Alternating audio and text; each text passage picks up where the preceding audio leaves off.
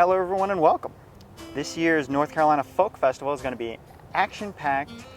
3 two-hour sessions going to be taking place September 11th, 12th, and 13th. I am happy to introduce someone who might know something about that subject matter, and that is Amy Grossmann, the Executive Director of the North Carolina Folk Festival. Great. Thank you, Brian, for having me. Oh, no problem. Thank you so much for being here. So tell me a little bit about this festival and how it got started.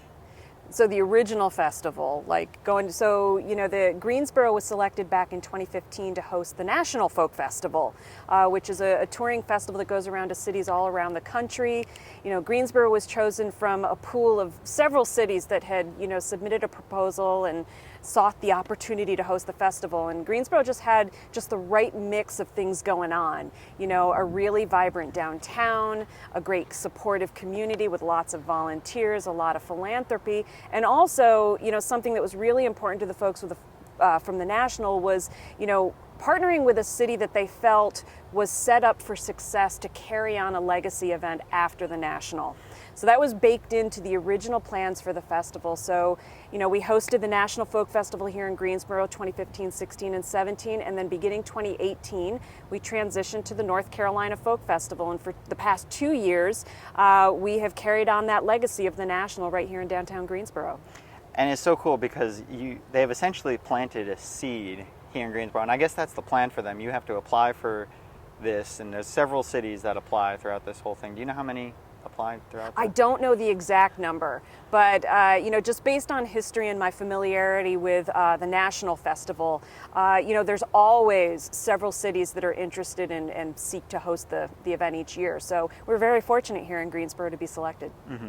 And this was sort of an Arts Greensboro project. I believe Tom Fillion was the That's director right. at the point. Yeah, so the proposal landed on the desk of some folks at the city of Greensboro, and they worked with Action Greensboro, who then they all reached out to Arts Greensboro, to Tom Fillion at Arts Greensboro, to be that nonprofit entity that partners with, the city and everyone to produce the festival.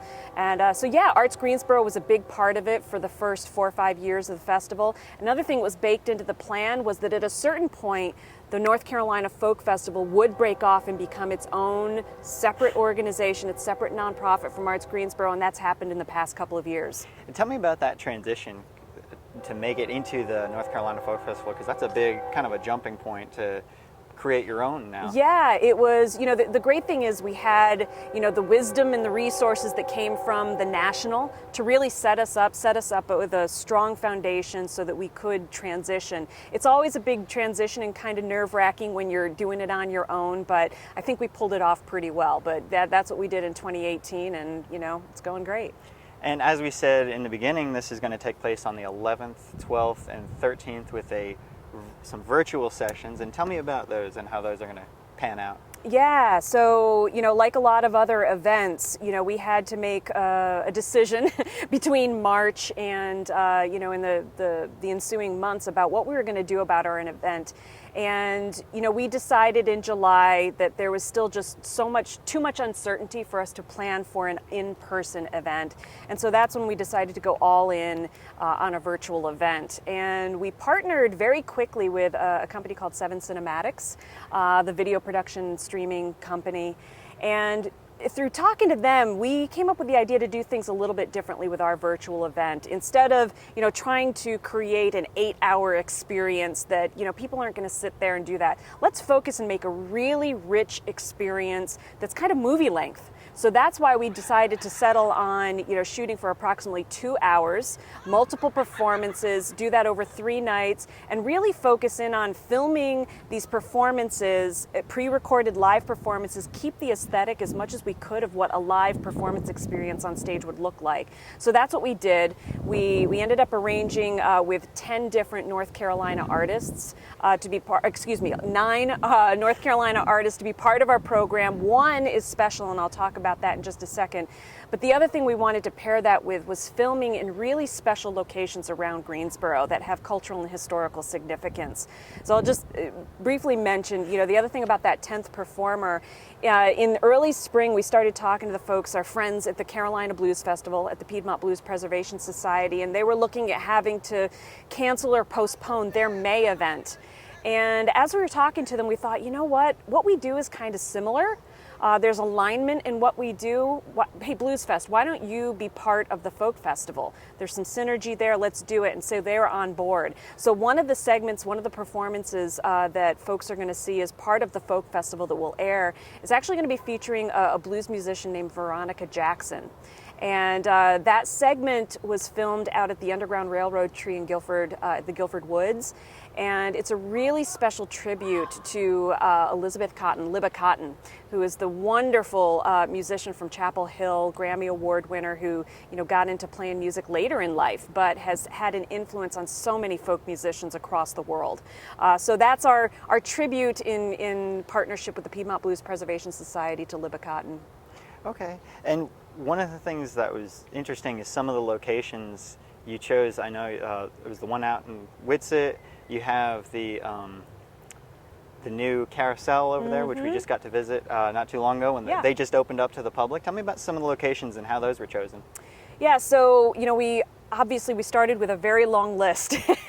And then we had to kind of cull it down, and that was done in consultation between staff, our board, some community partners, and then also with Seven Cinematics. Adam Paul, who is the CEO of Seven Cinematics, is a Greensboro native, so he was very familiar with the locations and also knew what would work really well on video. So you're right, we one of the first ones we did was out at the Charlotte Hawkins Brown Museum out in Sedalia, east of Greensboro, a great historic site that was a preparatory school for African American students for many years. We filmed out at Gateway Gardens too, where there's a lot of activity in East Greensboro and that gateway kind of area of Greensboro next to Barber Park. We filmed the Burnett Sisters band, who are from Boone. And then, like you said, we filmed at the Carousel. We also filmed on Elm Street in front of the International Civil Rights Center and Museum. And we filmed actually right across the street from where we are right now in Center City Park. So we really tried to hit a variety of places that we felt really captured the essence and beauty of what's going on here in Greensboro. And how did all that filming, all that recording take place? I'm sure that took a lot of time and some preparation, some artistic license on the part of Seven Cinematic as well. Yeah, we while we weren't spending time, figuring out where stages were going to go and porta-johns, there was still the same level of logistics to go into planning all of these filmings. We had to put them together very quickly. We were very blessed with, the folks that we reached out to about filming on their site. They were all open arms, and inviting us in and being very warm that way. And yeah, it was actually really kind of cathartic and very heartwarming because, with the crew and the artists, a lot of folks have not really worked very much, if at all, since March, since things started closing down. So for everyone to kind of be in this moment and experience this together, it was very emotional for a lot of us. Mm-hmm. And you have a lot of really amazing artists picked out. Actually, I'm going to go back and just talk about the first two or three. Yeah, you have sort of three featured ones. Mm-hmm. And I had a chance to kind of, some of them are on Tiny Desk Concert. I went through YouTube, kind of browsed around. And Mandolin Orange. Yeah. Such a fantastic sound. If you haven't had a chance, other than looking at the folk festival, go and check them out on YouTube before you see this. Tell us about Mandolin Orange. Yeah, Mandolin Orange is a really incredible folk duo, Americana. They're very big in the Americana music scene, and they're from Chapel Hill. And it's going to be a familiar sound to a lot of people. Anyone who listens to bluegrass or old time music or Americana, really going to like it. We were really fortunate that I think as they've been gaining fame and touring around the world, their setup and their production, their band has gotten bigger and bigger. And I was really pleased that we had the opportunity to feature the duo again. It would have been great to have the full band too, don't get me wrong, but there was something just very special and intimate about having Emily and Andrew come here to Greensboro. And I'll mention, when I was talking to them when we filmed, they mentioned this is the first time they had ever performed in Greensboro as Mandolin Orange. I think maybe individually they've been through this area performing at coffee houses and stuff, but as Mandolin Orange, they've never performed in Greensboro before, so that was pretty special. And that's pretty cool because some of these artists, like you said, they never perform here. Maybe they'll kind of find a home here and that's what we hope. Come back. That's what we hope. We hope that the Folk Festival will provide a catalyst for that. Catalyst. And we also have the Hamiltones. Yes. And they have that wonderful soul sound that just creates such an essence. Tell me about them. Yeah, R&B and soul has such deep roots here in North Carolina, whether, it's musicians like Roberta Flack or Anthony Hamilton, the singers, famed singers that are from North Carolina and are internationally known as R&B singers, to, R&B artists from other parts of the country who travel through here. They make a point to travel through North Carolina because of the heritage and audience there is for R&B and soul music. So the Hamiltones come out of that legacy of that. They started off as a group as backup singers for Anthony Hamilton, and now they've branched out on their own. They've got their own unique sound, their own amazing charisma. I can't wait for people to see them on camera. They're just really special. They're really wonderful. Okay, good. And you have Chatham County Line as well. Yeah. So Chatham County Line is another group, of course, North Carolina based, from the Triangle, from Raleigh. Although the members themselves come from other parts of North Carolina, they currently call Raleigh home. But yeah, they come from that same kind of line of bluegrass, old time Americana. We filmed them out at the Old Mill of Guilford, which was really beautiful and scenic and amazing. And they're incredible performers.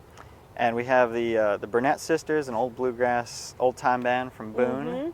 Mm-hmm. We also have Charlie Hunter from right here in Greensboro. That's right. Charlie Hunter is an amazing guitarist, and he and his family recently relocated here to Greensboro just a few years ago. So we're really blessed to have him in town. Okay. And Charlie Lowry from Robinson County. Actually, one of the amazing things was she was actually on American Idol about. That's right. Charlie Lowry is a great singer-songwriter. She is from Robinson County, as you said, and she's a member of the Lumbee and Tuscarora tribes. And she's just really wonderful, and again, very thrilled to have her here. And she creates that native heritage that she has is really, she creates kind of a modern twist to it, and some sort of modern ties in there as well. Yeah, it's a great representation of someone who is so deeply rooted in, that community, but someone who's tying in her music into a lot more contemporary musical styles. Mm-hmm. And you also have Demeanor from hip-hop banjo also from Greensboro. Yeah, Demeanor is an up-and-coming, incredible young musician who's based here in Greensboro, and just an insightful young man who is doing something so unique in really drawing connections and drawing really appropriate connections between folk music and hip hop. Hip hop is a folk music. And so incorporating his love for hip hop and his upbringing in that kind of music with folk music and the banjo is really unique, really special, and I'm glad we were able to make him part of the festival this year. And you also have Reese Palmer from Durham. Yeah. And it's listed here as Southern Soul, but she's got kind of a country twang to it as well. Yeah, Reese's music, she's definitely rooted in a lot of country and soul music, and if you listen to some of her earlier albums, it's definitely straight up country, but as all artists do, their music evolves, and her music is so much more than just country right now, and she's kind of called it Southern Soul, and I think it's very appropriate. She's just a wonderful performer, wonderful singer, and just an all-around great person. And we also have Veronica Jackson, blues singer from Atlanta, Georgia. That's exactly it. That's going to be the part that's the part of the 34th Carolina Blues Festival. Veronica Jackson's going to be performing solo in that tribute segment to Libba Cotton. Okay. Have I left anybody out? Is there anybody? I think you hit everyone. Oh, Jelly Sissoko and Karaba. Okay. The group from Jelly himself lives in Pittsburgh. His band is all from the Triangle. And Jelly himself is from Senegal, and he plays the kora. So his musical tradition comes from that griot tradition of Western Africa. So he immigrated here several years ago and has a band, and so people are going to get some of that Western African vibe from that group. That's the group we filmed out at the Carousel. Okay, another wonderful sound. It's very authentic. Mm-hmm. Yes. Tell me about how you found these performers. You have you have a little bit of a variety in there. Tell me about how you. Yeah. So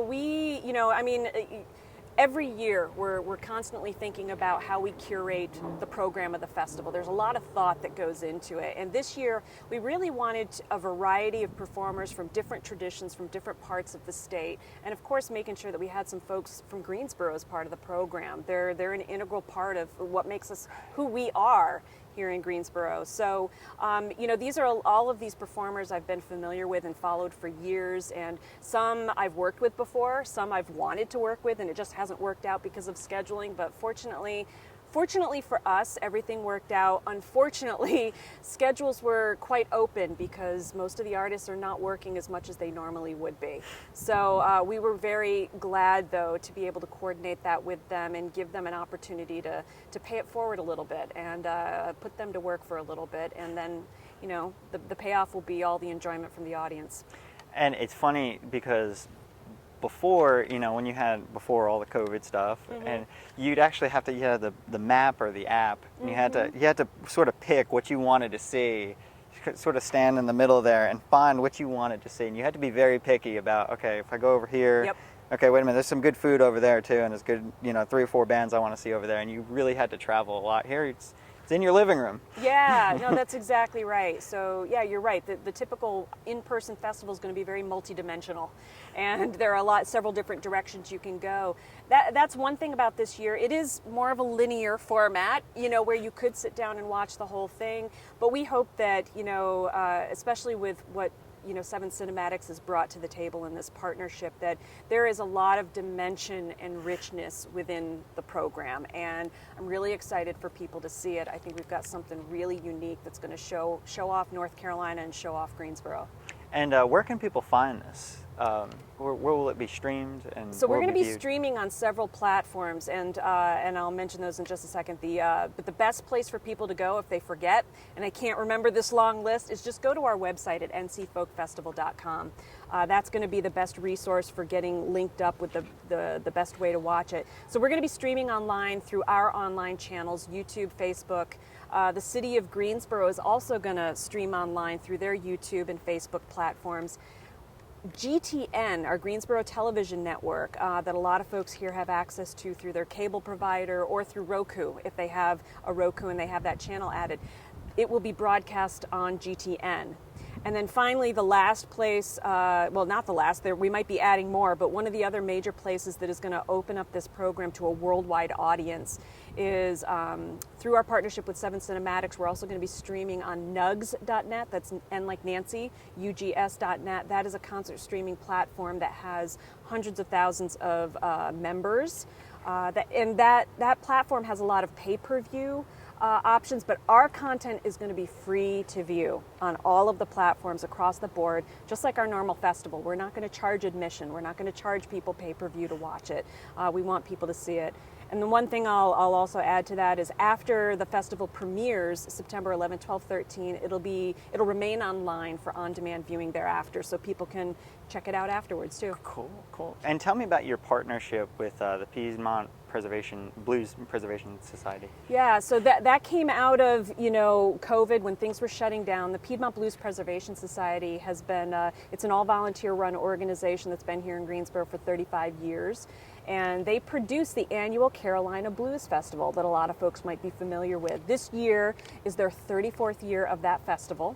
They were set to produce their live festival here in LeBauer Park in May, but of course due to COVID and the limitations on gathering people and all the safety precautions, they decided that they wanted to postpone that event. And that's when their president, Atiba Berkeley, and I started talking about the idea of collaborating, and let's just make the Blues Festival part of the Folk Festival this year, since we have synergy and alignment in what our respective missions are for our organization. So that's what we're doing. So the Blues Festival, the Piedmont Blues Preservation Society, is going to have their segment within our virtual concert series, but they're also going to be doing some additional things in the community. So I hope folks will go to piedmontblues.org and check that out. Another wonderful organization. Yep. Okay, cool. And how many people do you have on staff to plan all this? So the Folk Festival staff, we have 4 full-time staff, and then we have several contractors and part-time people who are helping out on a seasonal basis. So it's really 4 people full-time behind the scenes pulling all of this together. Good gosh. That's a lot of work for 4 It people. is. It is. And I remember being there the first year when it started. I remember kind of going in back in one of them trailers and all the logistical things you mentioned earlier, all the logistical things that it takes to put the porta potties in Oh, and yeah. block off roads and stuff like that, and where water needs to be because Yep. it's hot out. All these logistical things that need to happen. There's a lot of planning that's involved, and there's a lot of stuff people don't see. It's a lot of detail that goes into the sausage making, that's for sure. Okay, cool. And I don't know if I asked you this earlier. Let's learn a little bit about you. So I know you are actually an Orioles fan, aren't you? I am a Baltimore Orioles fan. I lived in Baltimore for a few years and worked very close to the stadium, and I love baseball, and I became a season ticket holder, and so I became a very big Baltimore Orioles fan, and they've had a couple of rough years, but I'm okay with that. I'm okay. I'm not going to abandon them. I'm still a Baltimore Orioles fan and will remain so, and have actually been watching some of the games this season. Excited that they're playing baseball, understand all the limitations, and just hoping that things will get back to some semblance of normal in a year. Okay. That's actually the only, I've been to one baseball game. Yeah. One Major League Baseball game, and that's the only baseball game I've ever been to. Really? It's because interesting. That's because we found the tickets on sale. I think my brother-in-law found them for like $8. Yeah. It's a great opportunity. I think that's part of our national culture too. Yeah, I have a goal to get to all the Major League Baseball parks. I've been to 15 so far. Oh, that's so cool. So I've got a few more. I'm about halfway there. Okay. And so tell me about, staying on the topic of you, how did you end up in this role of the executive director? So I have a history going back probably about 20 years of doing festival production. And so I've honed that skill over many years of just, putting on a lot of large events. I was actually living in Baltimore working for the State Arts Council there when I saw that Greensboro had been selected to be the host of the National Folk Festival. Again, I had a great background in doing folk festivals, and at the time I was looking for an opportunity to get out of the big city. I grew up in a very small town in upstate New York, but had spent most of my adult life in large cities, and I was kind of over it. I really wanted to find, a mid-sized city that had a great job, a great cultural life, a good cost of living. And so when I saw the job opportunity with Arts Greensboro to be their local liaison to help produce the festival here, threw my name in the hat, and here we are 5 years later. So I came on board and was working at Arts Greensboro, working for Tom Fillion at Arts Greensboro, and so was part of the team that put the National on. And then during that transition, there were just leadership transitions, and again, here I am. What's your favorite thing about the folk festival? My favorite thing is, honestly, like during festival weekend, just sitting back and just seeing people dance and smile and have a great time. It's a lot of hard work putting these events together. It can be frustrating, it can be rewarding, it's all of those things, but what makes it all worth it, all of the strife, all of the sleepless nights, the insomnia, is when you sit there and you just see people really enjoying what you've brought to them, having a great time with their families, with their friends, and enjoying great music. I can remember the first festival, it was 2015, when it first got here. There was a whole lot of excitement about it. And I walked out, right out of my office, I had my camera in the hand, walked across Friendly Avenue, and that was the opening ceremonies and all that stuff. And when I got there, there was, I had the announcements and everything, the mayor spoke and all that stuff. And I remember hearing klezmer music. And I think that was the first night, and I'd never heard klezmer music before in my life, and I thought it was one of the coolest things, and I absolutely fell in love with it. If you felt like you're at a wedding. That's right. And that group, you're right, that was the first group. They kicked off that stage. It was the Klezmer Brass All-Stars, led by Frank London, who is an amazing klezmer trumpeter, up in New York. And he was a great entertainer too. He is. The whole group, every single member of that group, they're just great. And so hopefully we'll get klezmer back soon. Don't you worry. It'll happen. Okay, cool. And how long does it take to plan something like this? We start the day after the festival ends to start planning for the next year. Actually, before that. I'm already thinking about 2021. So it does take a big team. It takes a long time to plan 3 days because of all the layers of logistics and detail that go into it. Perfection doesn't wait, does it? No, it does not. It does not. Okay, cool. That's about all I have. Just remind the folks again when this is going to be, where they can find it, and all that Great. stuff. The North Carolina Folk Festival Virtual Concert Series is going to be September 11, 12, 13. It's going to kick off at about 6 p.m. each night. That's when it's going to premiere. And to get more information on how to view it, go to ncfolkfestival.com. Amy, thank you so much for being here. Great, thank you.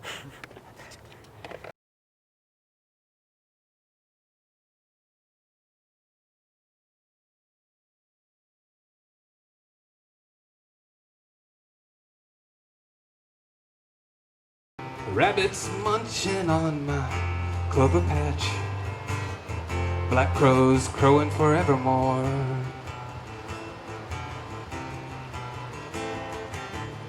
Dogs walking people at a leisurely pace. No need to hurry when you're in the right place.